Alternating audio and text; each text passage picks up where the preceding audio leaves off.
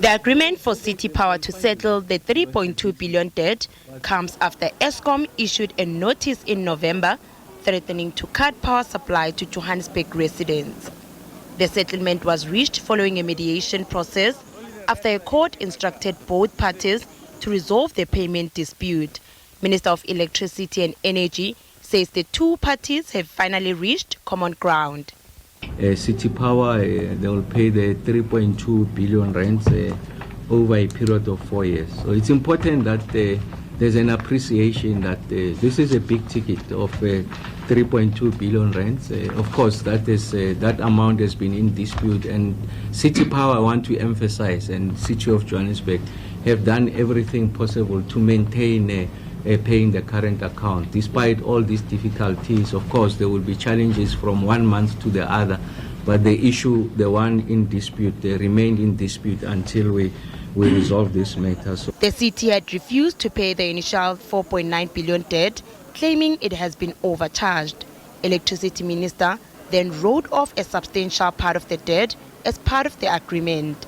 We've been able to write off that 830 million, and that comes as a result of first they don't have to pay an interest on what that which is being owed. I've made the point that we have Eskom has considered with regards to the periods of load shedding, the estimations, and also the penalties that have to do with notifiable maximum demand. So all of those have been removed. The city believes that improvements to its billing system will boost collections and reduce the number of complaints.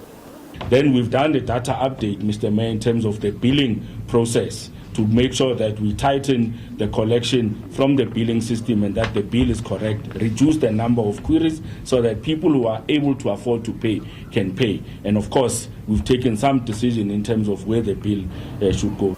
City Power has responded to residents' concerns over possible overcharging. When we then installed the new meters, it meant that we will then have to recover the basic charges of the previous months. So this has happened for a number of customers. We will continue to issue communication around that. We will engage with the affected customers. But if you have not paid the 200 rand in the other 6 months, for 2024, it means when you then buy your tokens in 2025, we then recoup that money. Electricity Minister added that stressing the rising cost of electricity remains one of his top priorities. Lerato Makola, SABC News in Johannesburg.